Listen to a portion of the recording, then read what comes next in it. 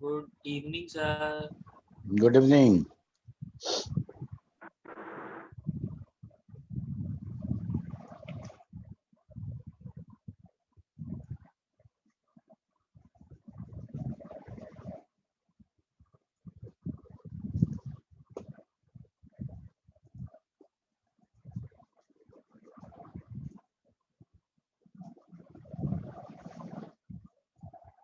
Good evening, sir. Good evening. Sir, Vinayak. FDMA is mostly used in mobile communication, sir. Almost. You वो So तीनों. I All said three that are. there is limited frequency range, sir, which is being given to the mobile operator, sir. Mhm. So, sir, like how frequency is generated, sir? How frequency is generated? Frequency generated by the electronic circuit. By the electronic circuit, that frequency will be generated. Okay, and if we have to restrict it in the some frequency, that band pass filter will be used. Okay, sir. Good evening, sir. Hmm. Good. So the band pass filter basically allows the stations to transmit at the assigned frequency, na, sir. Assigned frequency. Yeah. Yes.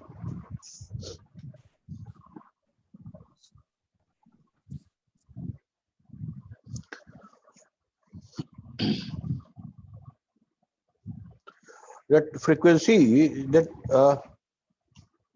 everything, that radio wave or the frequency or the light, everything is electromagnetic uh, radiation or electromagnetic kind of thing. Okay.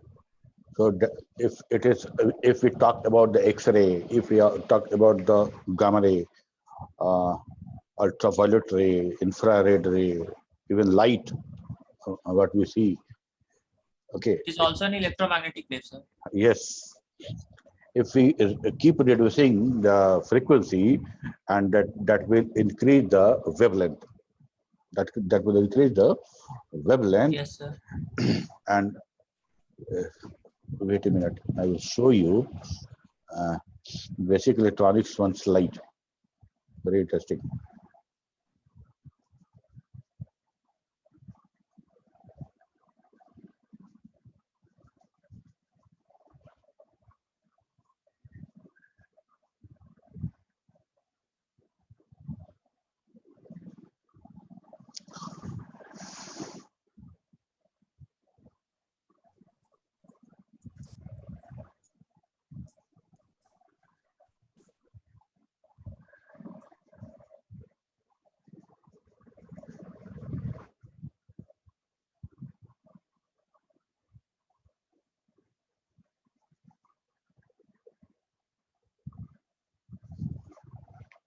Okay, see, uh,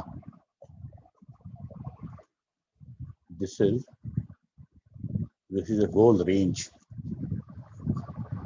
Less frequency is just getting increased, and the increased frequency means the wavelength is also increased. Decreased, Sorry, reducing frequency means wavelength is increasing. decreased. That is gamma ray, X-ray, ultraviolet ray, infrared ray, microwave, radio, everything is like that only. Okay. So some kind of hardware is needed to produce light. Some kind of hardware is needed to produce X-ray. Okay. Same time that some type of hardware is needed to produce microwave. Okay. Like only radio wave. So we are talking about the radio wave. Everything that radio wave. Okay. And for the radio is something, that full form of the radio is also there. I forgotten. So it is also there. Okay. So this type of thing. It is a kind of energy. Voice is also kind of energy. We have hardware to Yes, sir. produce voice. Okay. So that accordingly that will happen. Okay. Mm, we have completed our data link layer. Okay. So one thing only that the data link, when we talk about the data link layer, we also talk about the Ethernet. Okay, at the time of when we were going through the Ethernet topic, I had told there that after the data link, we will again resume Ethernet. Okay, the Ethernet is a LAN technology or the protocol which is used physical layer and data link layer. Okay, Yes. तो हम लोग आज Ethernet देखेंगे. Ethernet देखने का जरा time बचता है तो हम लोग एक बार रिव्यू करेंगे कि हम लोग अभी तक डेटा लिंक लेयर में क्या पढ़े हैं.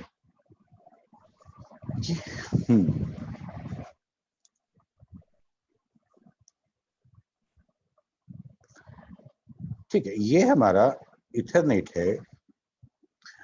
कैसे कैसे इवोल्यूशन हुआ, कैसे कैसे तरक्की हुई है इथरनेट में. सबसे पहला वाला इथरनेट जो था, स्टैंडर्ड इथरनेट जो बोलते हैं, ओरिजिनली इथरनेट वाज बस टोपोलॉजी. ठीक है, इथर एक जो थिक कोएक्सियल केबल था वो यूज हो रहा था. हाँ, जिसको हम लोग बोलते थे that was called ether, ETHER, that was called ether.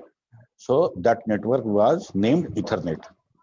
Okay, so that Ethernet, that the bus topology Ethernet was 10 bps speed.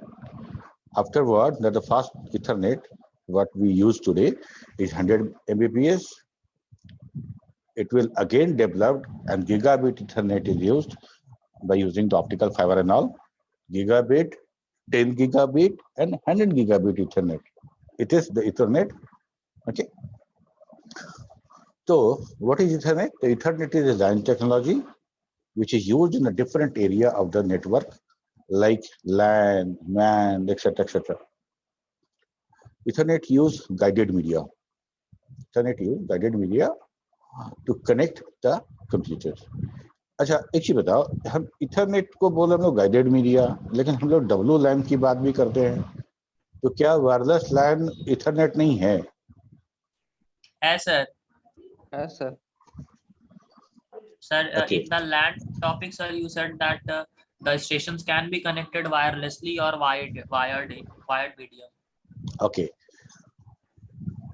तो वायरलेस जो है, वाईफाई जो हम बोलते हैं, उसका स्टैंडर्ड है 802.11. That is not Ethernet. That is not Ethernet. That is the way by which the two nodes get connected. Two nodes can communicate, but it is not called Ethernet. जैसे बात करो, हम अपने मोबाइल का Bluetooth on करें, तुम्हारा Bluetooth on हो, हम डेटा ट्रांसफर कर दिए. That doesn't mean it is Ethernet. That doesn't mean it is Ethernet. Okay. So, Yes, sir. wireless LAN is another technology for the LAN. ठीक है, WLAN is another technology for the LAN to establish a local area network, but it is not Ethernet. ठीक है, जैसे हमारा ring था, बस था, हाँ, वैसे इथरनेट है. ठीक है. Yes, sir. ओके. सो इथरनेट हम लोग का गाइडेड मीडिया ही यूज करेगा. ये इथरनेट में बोला जा रहा है. 802.3 में कह रहे हैं कि it will use guided media. Guided media में Yes, क्या, पहले इथर यूज किए, है ना, थिन कोएक्सियल, फिर बाद पहले थिक किए, फिर थिन भी किए थे, छोटा सा बनाए थे. उसके बाद अभी हम लोग यूटीपी एसटीपी यूज कर ले रहे हैं. ठीक है. Yes, और फास्ट और गीगाबिट इथरनेट में आएंगे तो हम लोग ऑप्टिकल फाइबर यूज कर लेंगे. ठीक है. तो हम लोग क्या कह रहे हैं कि हमारा जो इथरनेट है वो गाइडेड मीडिया यूज करेगा. It was first Yes, standardised in 1980s by IEEE 802.3 standard. जब हम लोग रिंग के बारे में पढ़े थे तो तुमको याद होगा, हम लोग डिस्कस किए थे कि रिंग टोपोलॉजी वो सबसे पहला टोपोलॉजी था जो यूज हुआ था, और IBM उसको यूज कर रही थी. मतलब स्टैंडर्ड IEEE उसको स्टैंडर्ड दिया, उसके पहले से वो यूज हो रहा था. ठीक है. लेकिन जब स्टैंडर्ड की आवश्यकता बढ़ी, जब IEEE ने उसको देखा, रिव्यू किया, रिव्यू करने के बाद उसको स्टैंडर्ड दिया. ठीक है. ठीक इथरनेट के साथ Yes. भी ऐसा ही है. इथरनेट के साथ भी ऐसा ही है कि हम जिसको इथरनेट कह रहे हैं हम जिसको बेस्ट कह रहे थे, सॉरी जिसको हम स्टार कह रहे थे, उसको IEEE कह रहा था 802.5। ठीक है, IEEE की नजर में वो 802.5 था, लेकिन हम लोग चूंकि वो जो स्टैंडर्ड था और जो हमारा रिंग स्टैंडर्ड था, वो दोनों बहुत करीब था, ऑलमोस्ट वैसा ही था। ठीक है, तो IEEE ऐसा नहीं है कि जो टोपोलॉजी यूज हो रहा है उसको रिव्यू किया, उसमें हो सकता है उसमें कुछ कमी लगा हो तो कुछ ऐड ऑन किया होगा, कुछ हटाया होगा, काट छाट के तब बोला होगा कि हाँ अब इस टोपोलॉजी को हम स्टैंडर्ड देंगे। तो वो टोपोलॉजी 802.5 या 0.3 की बात करो, ये और इसका जो मदर टोपोलॉजी था इथरनेट, ये दोनों दो अलग अलग हैं, लेकिन दोनों इतने समान हैं कि हम अल्टरनेटिवली दोनों को 802.3 या इथरनेट कह पाते हैं। ये बात समझ में आ रही है ना? 802.3 और इथरनेट अलग है। हाँ, इथरनेट में जो काम हम कह रहे थे उसको स्टैंडर्ड देने के बाद उसका IEEE के द्वारा जो दिया गया नाम हुआ 802.3। ठीक है, 802.3। तो 802.3 IEEE का बनाया गया एक प्रोटोकॉल है। इथरनेट एक दूसरा है, पहले से यूज हो रहा था, बाद में इथरनेट को उसको वो स्टैंडर्डाइज किया गया। स्टैंडर्डाइज कर देंगे। ठीक है, मैं ये कह रहा हूं कि इथरनेट जो इथरनेट था और 802.3 है, दोनों के बीच में समानताएं बहुत समानता है। ठीक वैसा ही जैसे 802.5 और रिंग के बीच में था, तो दोनों को अल्टरनेटिवली हम लोग यूज कर लेते हैं, लेकिन IEEE 802.3 स्टैंडर्ड, IEEE ने उसको इथरनेट नाम नहीं दिया है। हेलो शरफ, ठीक है, IEEE ने उसको इथरनेट नाम नहीं दिया है, लेकिन हम लोग अल्टरनेटिवली उसको यूज करते हैं। और ये बात इसलिए कह रहे हैं, इथरनेट IEEE के स्टैंडर्ड देने के पहले से इस्तेमाल हो रहा है, रिंग IEEE के स्टैंडर्ड देने के पहले से इस्तेमाल हो रहा था। ठीक है, वैसे ये सब टेक्निकली समझने के लिए, लेकिन हम लोग अपने कोर्स में, अपने बातचीत में, अपने आंसर में हम लोग 802.3 को इथरनेट ही कहेंगे। ठीक है, ओके सर। हम अगर बोलेंगे कि इथरनेट का स्टैंडर्ड बताओ तो तुम वहां पे 802.3 ही कहोगे।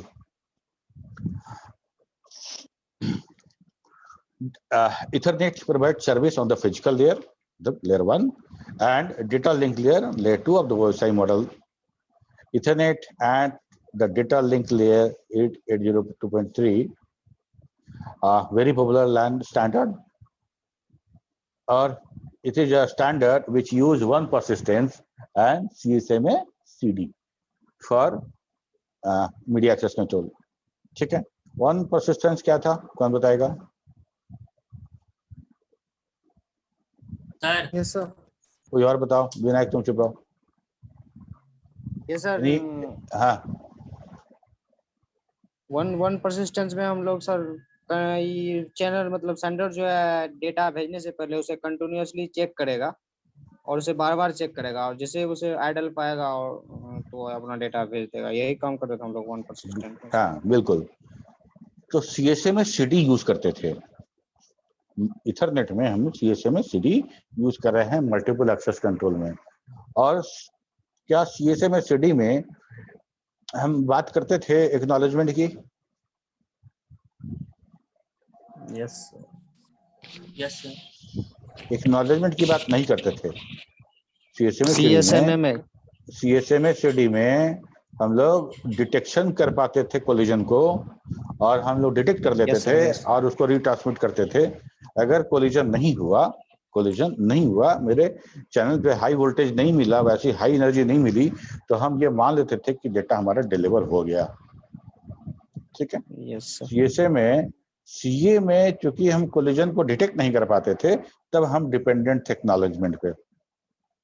ठीक, तो इथरनेट में एक्नॉलेजमेंट का कोई प्रावधान नहीं है, ध्यान रहे, एक्नॉलेजमेंट का कोई प्रावधान नहीं रहेगा इसमें।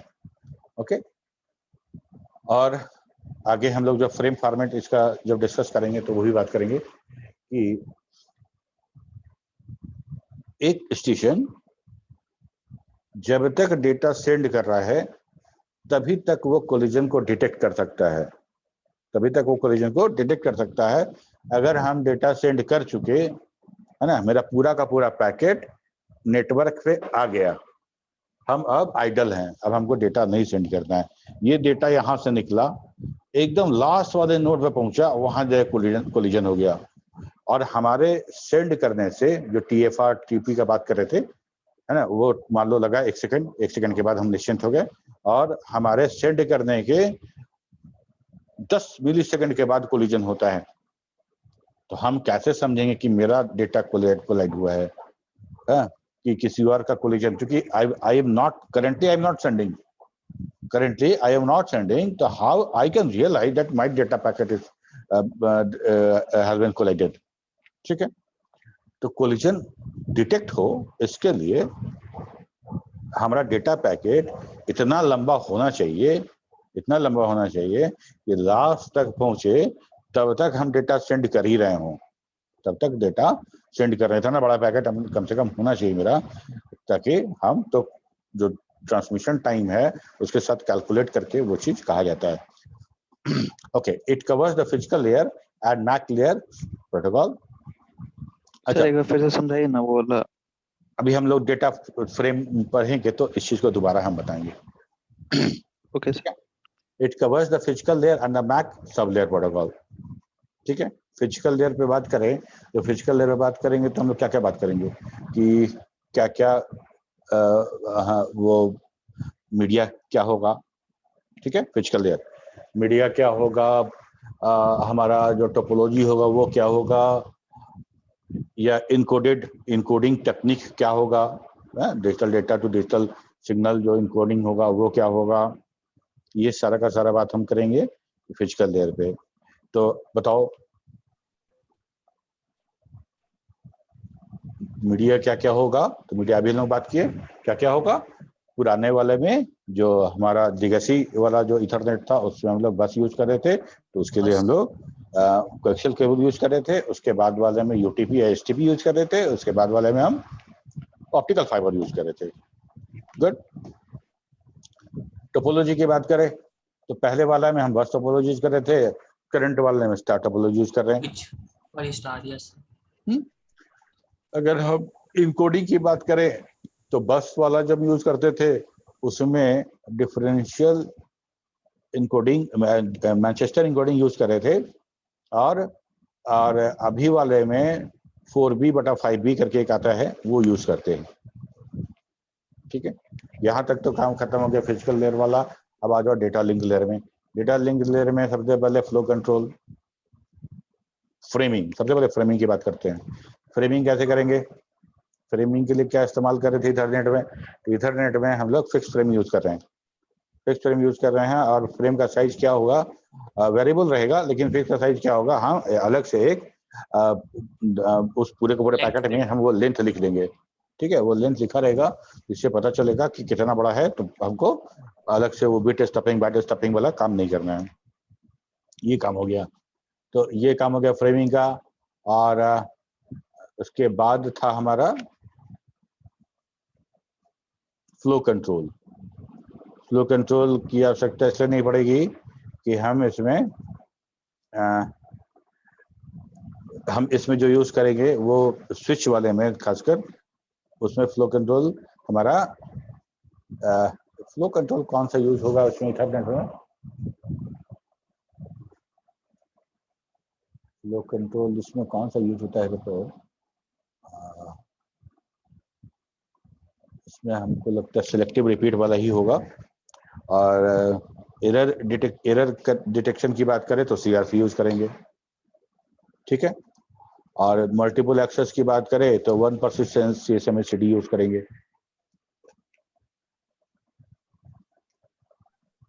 सर इससे शायद 3 फ्लो कंट्रोल यूज होता है, स्लो एंड वेट और SR एक और हाँ देखो, इसमें थोड़ा सा हम भूल रहे हैं, हमको लगता है कंफ्यूजन है, हम देख के बताएंगे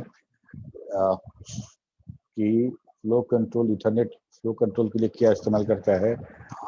विंडो साइज तो यूज करता ही है, और विंडो साइज में अगर हम बात करें कि इथरनेट चूंकि हमारा लोकल लैन की बात है, लोकल लैन में जो डेटा जाएगा वही जाएगा, और यहाँ पे कोलिजन होगा तो हम रीट्रांसमिट करेंगे, रीट्रांसमिट करेंगे तो जो पैकेट कोलाइड हुआ है वही पैकेट भेजेंगे, पूरा का पूरा विंडो साइज नहीं भेजेंगे। ठीक है, तो ये जो होगा Ethernet, I think that will be, जो हम लोग बात किए थे कि सिलेक्टिव रिपीट वाला जो था स्लाइडिंग विंडो प्रोटोकॉल होगा, वो वाला यूज होगा। ठीक है, तो हम ऐसा सोच के बोल रहे हैं। Okay, Ethernet is classified into 2 categories, classic Ethernet and switch Ethernet. Classic Ethernet वही वाला है, पुराना वाला, जिसको हम लोग बस टोपोलॉजी बोल रहे हैं, यही है हमारा क्लासिक इथरनेट, जिसमें इस वायर, ये जो वायर था इसी को ईथर कह रहे थे, ये ईथर है, और ये पूरा का पूरा बस टोपोलॉजी है। और बस टोपोलॉजी कैसे इस्तेमाल करते हैं तो को पता है, ये भी हमारा टोकन बस होता था, लॉजिकल टोकन, लॉजिकल रिंग होता था, उससे काम करते थे। The classic Ethernet is the origin form of the Ethernet that provides data rates between 3 to 10 Mbps. The varieties are commonly referred as 10x. ठीक है, 10x बोलते थे हम लोग, जितना तरह का वैरायटी यूज कर रहे थे हम लोग केमिकली, वो वाला बस topology was used. Nowadays classic Ethernet rarely use, हम लोग नहीं यूज करते हैं इसको, बस टोपोलॉजी कहाँ यूज होता है। अभी हम यूज करते हैं वो स्विच इथरनेट यूज करते हैं, अभी जो यूज करते हैं वो स्विच इथरनेट करते हैं, और वो हमारा स्टार टोपोलॉजी को इस्तेमाल करता है। Switch Ethernet uses switches to connect to the station to the LAN. It replaces the repeaters used in the classic Ethernet and allow full bandwidth utilization because of non-sharing medium. समझते हैं इसको। हमारा जो local area network है उसमें जो data हम send कर रहे हैं, इथरनेट को बात करें या फिर हम बात करें रिंग का, तो सब जगह एक लोकल एरिया में सारे सिस्टम को अपने द्वारा कनेक्टेड सारे सिस्टम का मैक एड्रेस पता होता है, मैक एड्रेस पता होता है, तो हम लोग डायरेक्टली मैक डेस्टिनेशन का मैक रख के पैकेट को नेटवर्क पे डाल देते हैं, और वो नेटवर्क को वो पैकेट मिल जाता है, प्रोसेस करके देखते हैं कि मेरा मैक है, तो वो स्टोर कर लेता है। ठीक है, मैक एड्रेस एनआईसी कार्ड का एड्रेस है, और ये यूनिक होगा, ये कभी रिपीट नहीं हो सकता। किसी एनआईसी कार्ड को उठा के देख लो, ठीक उसी तरह से कि मेरे मोबाइल का IMEI नंबर और वर्ल्ड के किसी भी और मोबाइल का IMEI नंबर सेम नहीं होगा। ठीक है, तो उस तरह से एनआईसी कार्ड भी वही होता है।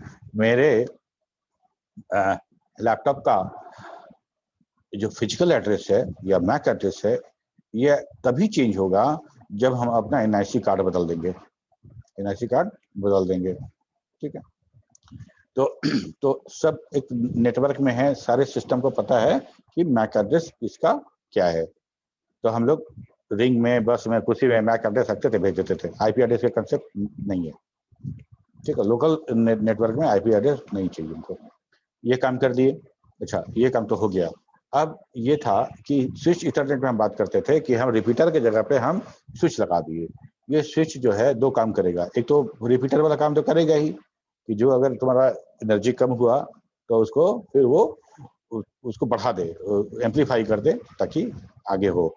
दूसरा काम ये क्या करता था कि अपने जितना सिस्टम कनेक्टेड है सबका मैक का एक फॉरवर्डिंग टेबल बना लेता था, फॉरवर्डिंग टेबल बना के, और किस पोर्ट से जुड़ा हुआ है वो एक टेबल रख लेता था।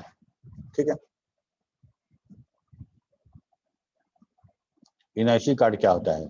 नेटवर्क इंटरफेस कार्ड बोलते हैं उसको, नेटवर्क इंटरफेस कार्ड, जहां पे RJ45 जो हम लगाते हैं तो वो जो वाला जो पोर्ट है वो एक कार्ड होगा, वही कार्ड होता है हमारा एनआईसी कार्ड।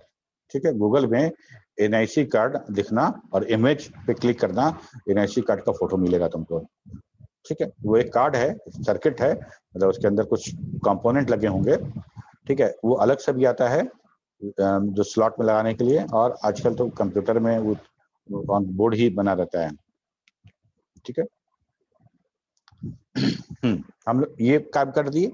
ये काम करने से अब क्या हुआ, किसी सिस्टम को डेटा भेजना है, तो मान लो ये सेंडर है, अपने डेटा पैकेट में इस रिसीवर का मैक रख के डेटा पैकेट को भेजा, तो मेरे सिस्टम से स्विच के बीच में कोई और तो नहीं होगा। मेरा सिस्टम देखो, No, तो sir. यहाँ जो स्टार है, स्टार से एक एक तार निकला हर सिस्टम के लिए, ठीक है। अगर मान Yes. लो 16 पोर्ट का स्विच है तो 16 तार निकलेगा और 16 कंप्यूटर जुड़ा रहेगा, यही होता है, Yes, sir. ठीक। तो मेरे Yes, sir. और स्विच के बीच में कोई और कंप्यूटर नहीं है। अगर मान लो हमको तुमको डेटा भेजना है, तुम भी उसी स्विच से जुड़े हो, तो हम अपने डेटा पैकेट में डेस्टिनेशन एड्रेस में तुम्हारा मैक रखेंगे और नेटवर्क पे भेज देंगे। ये स्विच के पास जाएगा और स्विच उसको प्रोसेस करेगा। प्रोसेस करने के बाद उसका मैक एड्रेस देखेगा, मैक एड्रेस देख के अपने फॉरवर्डिंग टेबल में खोजेगा कि वो मैक कहाँ है। मान लो वो मैक एड्रेस उसको पोर्ट 3 पे मिलता है, तो मेरा डेटा पैकेट वो पोर्ट 3 पे वो फॉरवर्ड कर देगा। और पोर्ट 3 पे सिर्फ तुम जुड़े हो, कोई और नहीं है, एक ही तार है, एक ही पोर्ट है, सब जुड़ा हुआ है, ठीक है। एकदम डेडिकेटेड, एकदम है डेडिकेटेड टाइप का। हाँ एक बताए, बार रिपीट सर, क्या बोले अभी जस्ट? जैसे हमको डेटा भेजना है तो हम सेंडर के रूप, सेंडर एड्रेस पे अपना रखेंगे, रिसीवर में मैक एड्रेस रखेंगे रिसीवर का। वो डेटा पैकेट हम भेज देंगे अपने नेटवर्क से। मेरे सिस्टम से निकला तो सबसे पहले वो कहाँ जाएगा, नेक्स्ट जो इंटरमीडिएरी नोड है वो है स्विच। स्विच क्या करेगा, उस फ्रेम को प्रोसेस करेगा। प्रोसेस करने का मतलब कि वो डेस्टिनेशन एड्रेस देखेगा, है ना, उसको डेस्टिनेशन एड्रेस देखेगा कि भाई कहाँ जा रहा है ये। अब वो डेस्टिनेशन एड्रेस में जो उसको मैक मिलेगा, मैक एड्रेस जो मिलेगा, उस मैक एड्रेस को वो अपने फॉरवर्डिंग टेबल से मैच करेगा, खोजेगा, सर्च करेगा। और उसको सर्च करने पे उसको पोर्ट मिलेगा। ये पोर्ट वो पोर्ट नहीं है, ये पोर्ट है उसके अंदर जो जैक लगाने का जो जगह बना हुआ है। 16 जैक लगने वाला है, 16 सिस्टम कनेक्ट होने वाला है। तो 1 2 3 4 5 6 वहां से शुरू होगा, लास्ट वाला 16 होगा। हम उसको पोर्ट बोल रहे हैं, ठीक है। तो हमको जैसे मान लो हम डेटा भेजे और हम तुमको भेज रहे हैं, और तुम्हारा सिस्टम उस स्विच के 5 नंबर पोर्ट पे लगा है। तो जैसे ही तुम्हारा मैक खोजा जाएगा तो यहाँ ये वाला मैक तुम्हारा होगा, 5 मिल जाएगा। तो उस डेटा पैक को इंटरनली सिर्फ पोर्ट नंबर 5 पे आगे बढ़ा दिया जाएगा, जो तुम्हारे सिस्टम यहाँ कनेक्टेड है, ठीक है। समझ में आ रहा है बात? Yes, Yes, sir. ठीक है। Yes sir. तो ये सिस्टम ब्रॉडकास्ट जैसा अनसेफ नहीं है। ब्रॉडकास्ट जैसा अनसेफ नहीं है कि हम यहाँ पे ब्रॉडकास्ट में क्या था कि एक डेटा पैकेट हम रखे, सबके पास जा रहा है, और सबके पास जाने के बाद सब प्रोसेस कर रहे हैं उसको, और डेस्टिनेशन एड्रेस में किसी और का एड्रेस देख के उसको डिस्कार्ड कर दे रहा है, इग्नोर कर दे रहा है। यहाँ पे ऐसा नहीं है। मान लो ये सिस्टम इसको डेटा भेज रहा है, ये सिस्टम इसको भेज रहा है, ये सिस्टम इसको भेज रहा है, ठीक है। तो full utilisation of the medium होगा। यहाँ पे थोड़ा सा स्विच को जितना देर प्रोसेस करने में लगेगा, बहुत कम समय लगेगा स्विच को, क्योंकि वो हार्डवेयर बेस्ड है। वहाँ पे सॉफ्टवेयर की बात नहीं हो रही है, वहाँ पे सॉफ्टवेयर की बात नहीं हो रही है। वैसे सिस्को का स्विच, बहुत सारा सिस्को का स्विच है जो मैनेज्ड है, और तो ये सब मैनेज स्विच है, ठीक है। तो यहाँ पे बहुत फास्ट काम होता है। वो जो रूट जो लिया जाता है स्विच के थ्रू, वो बहुत फटाफट ले लेते हैं। तो इसमें क्या आ रहा है कि सारा का सारा आपस में बात कर रहे हैं, कोई नहीं कर रहा। तो इसीलिए यहाँ जो लिखा हुआ है point 2, it replaces repeater use in the classic Ethernet and allows full bandwidth utilisation because of non sharing medium, ठीक है। यहाँ तक हो गया। यहाँ पे एक सवाल है, जैसे मान लो कि ये रिसीवर है, इसको ये तीनों डेटा भेजेगा, ये तीनों डेटा भेजना है, तो ये तीनों का डेटा बारी बारी से आएगा, यहाँ पे बारी बारी से आएगा, और उस तीनों डेटा में मैक एड्रेस पोर्ट नंबर 5 का है, तो वो तीनों पैकेट पोर्ट नंबर 5 को दिया जाएगा, पोर्ट नंबर 5 को तीनों एड्रेस दिया जाएगा। लेकिन कोलाइड ना करे इसलिए एक बार में नहीं दिया जाएगा। तो ये स्विच सारे डेटा को बफर करेगा, बफर करने का प्रोसेस करेगा, प्रोसेस करने के बाद 5 नंबर को बारी बारी से भेज देगा, ठीक है। ये काम हो गया।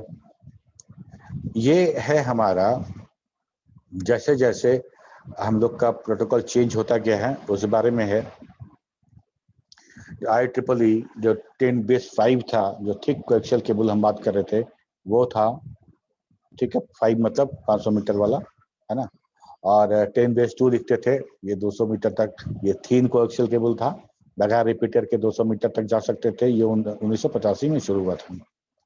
इसके बाद हम लोग ट्विस्टेड बियर को लेके आए, तब उसको लिखते थे 10⁻T। 10⁻T, ये दोनों बस टोपोलॉजी, ये स्टार टोपोलॉजी, ये 1990 में शुरू हुआ। ठीक है, और यूटीपी और एसटीपी दोनों यूज करते थे हम लोग। नॉर्मली यूटीपी जो कोई सस्ता होता है, लिखते वही लिखा जाता है। उसके बाद अच्छा, ये वेरिएशन में देखो, ओरिजिनली क्यों बोले थे कि हाँ, एक सवाल और। अभी अगर मान लो तुमसे ये सवाल किया जाए कि इथरनेट या 802.3 was which topology is used in 802.3। ठीक है, अगर ऑप्शन में बोथ ए एंड बी या बस एंड स्टार ऐसा होगा, तब तो फर्स्ट ऑप्शन हम वही मारेंगे। ठीक है, दोनों है। लेकिन अगर ऐसा ऑप्शन नहीं होता है, ऑप्शन 1 में है स्टार, ऑप्शन 2 में है रिंग, ऑप्शन 3 में है बस, ऑप्शन 4 में है नन ऑफ दिस, तब क्या टिक किया जाएगा? Star star topology. नहीं, वैसा कंडीशन में तुम लोग प्रेफर करना बस, तुम लोग प्रेफर करना बस। ठीक है, क्यों कि देखो यहाँ देखो, classical Ethernet is the original form of the Ethernet, original form of the Ethernet 802.3। तो हम लोग इसी को ओरिजिनल मानेंगे और इसी के आधार पर बात करेंगे अगर टोपोलॉजीज की बात होती है तो। ठीक है, कोई बोलेगा कि इथरनेट कौन सा इथरनेट आज यूज करते हैं, तब हम बोलेंगे कि भाई हम अभी आज स्विच इथरनेट यूज कर रहे हैं। ठीक है, और ये वेरिएशन भी है। 802.3 ओरिजिनल है, ए लग गया तो थिन हो गया, आई लग गया तो यूटीपी वाला हो गया, है ना, स्टार टोपोलॉजी, और जब जे लग गया तो हमारा ये फाइबर ऑप्टिक हो गया। ठीक है, 802.3, 3A, 3I एंड 3J ऐसा करके। तो ये हमारा पॉपुलर वर्जन ऑफ ये था। इसके बाद हम बात करेंगे फ्रेम फॉर्मेट की। फ्रेम फॉर्मेट, अर्लियर जो फ्रेम फॉर्मेट था उसमें प्रेम्बल नहीं होता था, स्टार्ट फ्रेम डेलीमीटर था, और स्टार्ट फ्रेम डेलीमीटर जो हमारा था वो लास्ट का 2 बिट छोड़ दो तो बाकी सब 10100101 रहेगा, मतलब 6 1010 रहेगा सीरीज, लास्ट वाला 2 1 रहेगा। ये था हमारा स्टार्ट फ्रेम डेलीमीटर। 1 बाइट का destination address MAC address, 6 byte का सोर्स का एड्रेस मैक, वो भी 6 बाइट का। लेंथ 2 बाइट में हम लेंथ बताएंगे कितना है, और लेंथ का जो मिनिमम और मैक्सिमम जो था लिमिट वो था 46 to 1500 बाइट, और इधर हो गया हमारा CRC। ठीक है, बाद में ऐसा माना गया था जो स्टार्ट फ्रेम डेलीमीटर है ये स्टार्ट में इसीलिए दिया जाता है ताकि स्टेशन सिंक्रोनाइज कर ले, और वो डेटा, क्योंकि हर स्टेशन एवरी टाइम तैयार तो है नहीं, है ना, उसको जैसे ही डेटा आना शुरू होता है 1010 तो वो डेटा सिंक्रोनाइज कर लेता है। वहां से इतना देर बाद हमको डेस्टिनेशन एड्रेस सबको चेक करना है, एक्सेट्रा। लेकिन उस समय ये सोचा गया था कि ये स्टार्ट फ्रेम डेलीमीटर जो है वो कहीं और मेरा लाई नहीं करेगा, तो यूनिक होगा, और इस तरह से हमारा जो रिसीविंग स्टेशन है फ्रेम के स्टार्टिंग को, अराइवल ऑफ द फ्रेम को अंडरस्टैंड कर लेगा। बाद में वो चीज नहीं हुआ, वो चीज बाद में डेटा में इन्वॉल्व होना शुरू हो गया, तब बाद में प्रेम्बल जोड़ा गया, और ये 7 बाइट का है, मतलब 8 7 56, मतलब टोटल 56 बिट है जो 10101010 है। ठीक है, टोटल 56 1010, इधर तुम्हारा 6 और 1010 स्टार्ट डेलीमीटर वाला, तो इतना 1010 आएगा, उसके बाद डबल 1 आएगा। तो ये जो 7 1 8 बाइट का जो पूरा का पूरा फ्रेम हो गया, ये सफिशिएंट है किसी स्टेशन को बताने के लिए कि भाई फ्रेम का स्टार्टिंग ये है। ठीक है, ओके, तो ये हमारा काम हो गया। तो फ्रेमिंग के लिए किसके लिए था सर? प्रेम्बल इसी के लिए था, जो start frame delimiter was enough to recognise the frame boundary. Okay, लेकिन क्या हुआ कि जब जो स्टार्ट फ्रेम SFD जो था उससे काम मेरा बनना बंद हो गया, मतलब वो डेटा कहीं और भी रिपीट होने लगा, कहीं और आने लगा।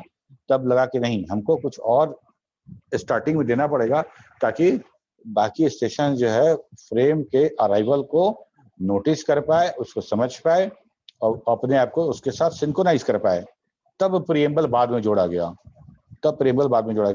और प्रिएम्बल में 10 का ही सीरीज है टोटल, पूरा 7 बाइट, 10 ऐसा करके। तो 10 करने का मतलब समझ रहे हो ना कि अगर मान लो हम कोडिंग की बात करें तो अप लो ऐसा करते करते हमारे पास 56 बिट तक जाएगा।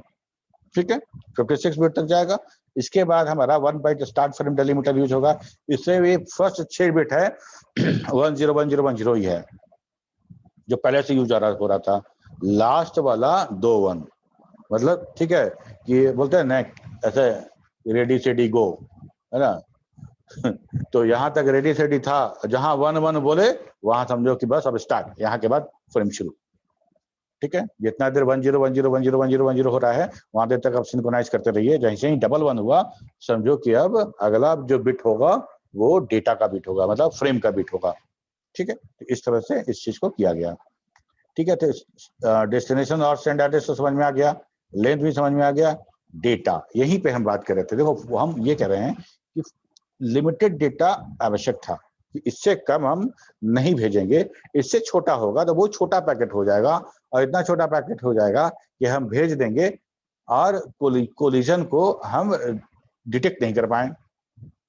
ठीक है, मेरे पास कोलिजन डिटेक्शन में एक ये वाला लिमिटेशन था कि मेरे पास डेटा फ्रेम इतना छोटा भी नहीं हो कि हम इसको भेजने के बाद हम इसको भूल जाएं, मतलब हम अभी I am not sending now and if get collided how can I know. So हमको डेटा फ्रेम इतना बड़ा चाहिए कि हम डेटा फ्रेम अपने सिस्टम से नेटवर्क को उतारना शुरू करें तो जितना मेरा टोटल प्रोपेगेशन टाइम है लास्ट तक का, ठीक है, इतना देर तक हम फ्रेम उतारते रहें, उतना देर तक हम फ्रेम, इतना बड़ा फ्रेम होना चाहिए ताकि हम, अब देखो हम अपने फ्रेम का अगर हम बोले हैं कि टोटल पूरा का पूरा 14 बाइट है और अगर प्रिएम्बल लेके मिनिमम 64 बाइट है। ठीक है, तो हम लास्ट 64th बिट जब हम उतार रहे थे तब हमारा पहला बिट एकदम लास्ट तक पहुंचा था कि कोलाइड हो जाए तो हमको तुरंत समझ में आ जाए कि हमारा फ्रेम जो है वो कोलाइड कर गया। ठीक है, अगर हम उतार दिए, सारा का सारा डेटा सेंड हो गया, सेंड करते समय कोलिजन नहीं हुआ है, सेंड करने के बाद जब हम स्थिर बैठेंगे तब कोलिजन होगा, तो हमको ये नहीं पता चलेगा कि मेरा फ्रेम कोलाइड किया या बगल वाले के किया है। समझ में आ रही है मेरी बात? रिंग नेटवर्क में क्या था कि वहां पे ये रिस्ट्रिक्शन नहीं था, यह रिस्ट्रिक्शन नहीं था कि छोटा कितना भी हो हम उसको भेज पा रहे थे, वो हम भेज पा रहे थे वहां पे। तो हम लोग बोले थे कि छोटा छोटा date interactive application, chart application ऐसा बनाने के लिए हमारा रिंग नेटवर्क सफिशिएंट था। यहाँ पे क्या है कि हमको इतना डेटा होगा तभी हम भेजेंगे, इतना डेटा होगा तभी हम भेज पाएंगे। पैडिंग वैडिंग वाला भी इसमें यूज होता है कि अगर मान लो उतना डेटा नहीं भेजना है तो उसको पैडिंग यूज करके हम 46 बिट बाइट हम पहुंचा दें। ठीक है, ये डेटा इसलिए इतना इंपॉर्टेंट है। तो हमको लगता है कि आज का टॉपिक यही था, क्लियर हो गया है, तो अब रीज्वाइन करने की आवश्यकता हमको लगता है नहीं है, तो जो अटेंडेंस लेना होगा ले लेना। ठीक है, अगले क्लास में यही वाला है, हम भेज देंगे, पढ़ लेना। ठीक है, देखो यहाँ पे है हैंडलिंग कोलिजन, जो कोलिजन वाला तो शीशे में सीडी वाला था, ये था। अच्छा, रीज्वाइन कर लो, क्लियर कर देते हैं इसको। ठीक है, तो यहाँ तक बात समझ में आ गई सबको? Yes sir. Yes sir. ठीक है, यहाँ के बाद हम लोग बात करेंगे वही चीज जो अभी हम लोग बात किए, हर जो फील्ड है उसके बारे में लिखा गया है। प्रिएम्बल क्या था? Each frame start with the preamble of 7 byte, each byte containing the bit pattern 10101010। ठीक है, Manchester encoding is employed here and this enable the receiver's clock to synchronize with the sender's and initialize itself. यही काम था, और up and low.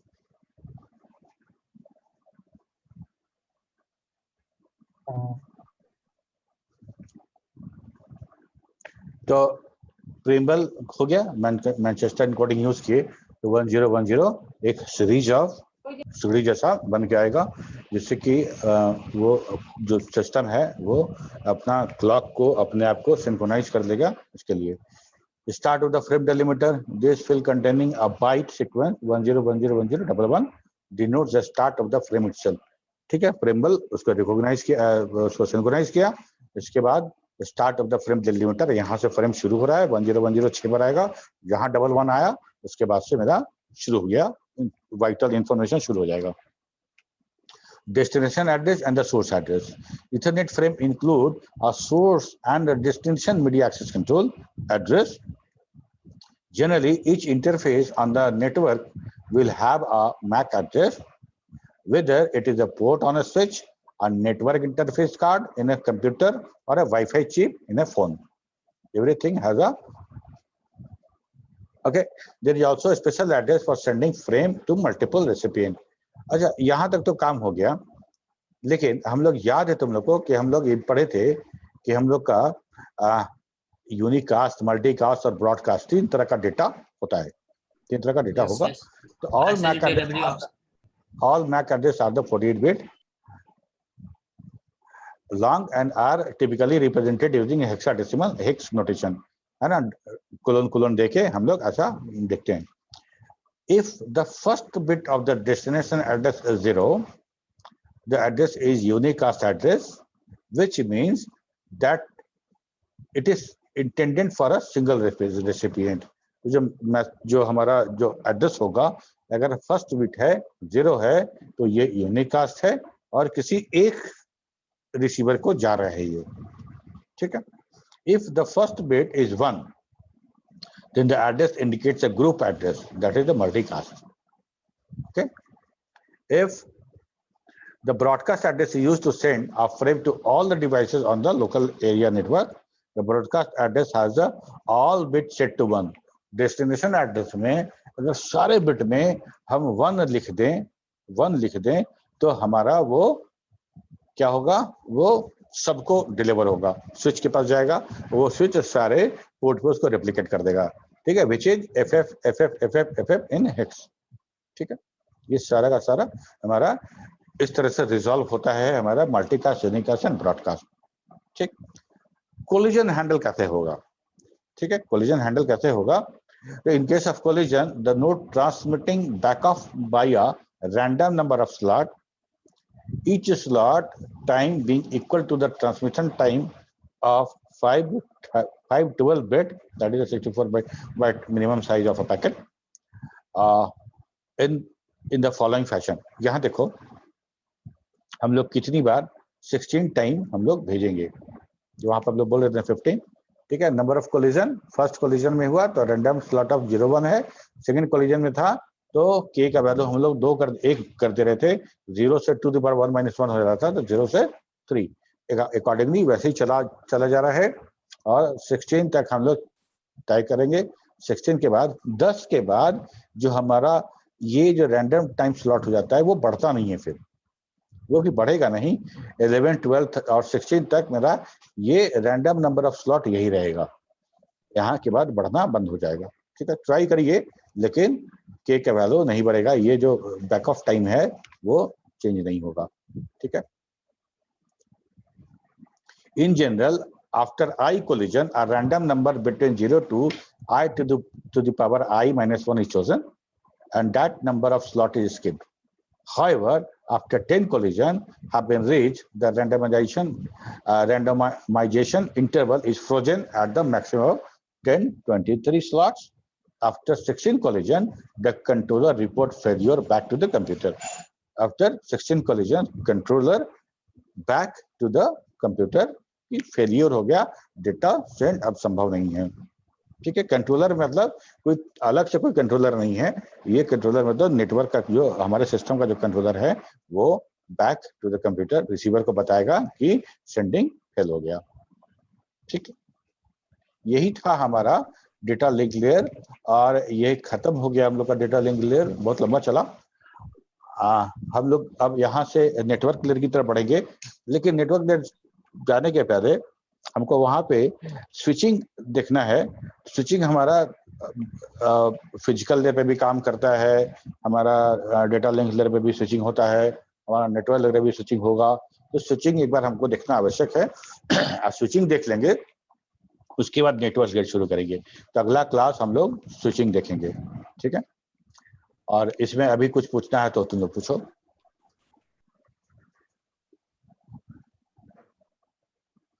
और अब जो further हम लोग जो मार्क्यू लेंगे वो लेयर से लेंगे, जो लेयर पढ़ाई हुआ है। पीछे वाला अब नहीं लेंगे, पीछे वाला का मार्क्यू हो गया।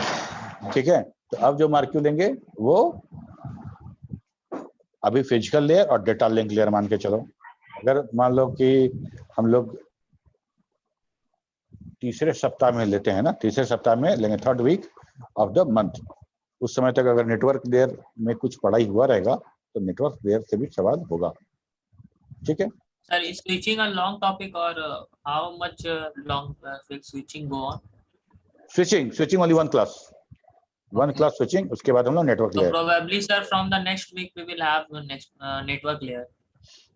आज हो गया तुम लोग का, आज वेडनेसडे है, फ्राइडे को हम लोग पढ़ेंगे स्विचिंग, उसके बाद मंडे को हम लोग नेटवर्क लेयर शुरू करेंगे। ठीक है, excuse me sir, network layer इतना लंबा नहीं चलेगा, इतना लंबा हम लोग का डेटा लिंक लेयर चला। डेटा लिंक लेयर बाद यूज टॉपिक। ठीक है, इससे छोटा है तुम्हारा नेटवर्क लेयर, उससे छोटा है ट्रांसपोर्ट लेयर, सब छोटा ही छोटा है। हाँ बोलो सर सिलेबस में इंटरनेट भी है तो सर वो हम कब पढ़ेंगे? इसके बाद पढ़ेंगे हम लोग। और लेयर हम लोग करने के बहुत बाद तुमको तो बहुत सारा जो इंटरनेट का देखो, एक तो इंटरनेट है जो हम लोग पढ़ते हैं कि कैसे इंटरनेट का आविष्कार हुआ है ना, कैसे आविष्कार हुआ, कौन कौन कैसे बना, ये बना वो चीज। ठीक है, वो तो स्टोरी है, वो तो एक क्लास काफी है उसके लिए, वो बता देंगे तुमको। और जो हमारा नेटवर्क लेयर है यही इंटरनेटवर्किंग है या यही इंटरनेट है। अगर हमको डेटा एक लोकल नेटवर्क में अगर डिलीवर करना हो तो नेटवर्क लेयर का आवश्यकता हमको नहीं पड़ेगा, तो हमको नेटवर्क लेयर की आवश्यकता हमको नहीं होगी।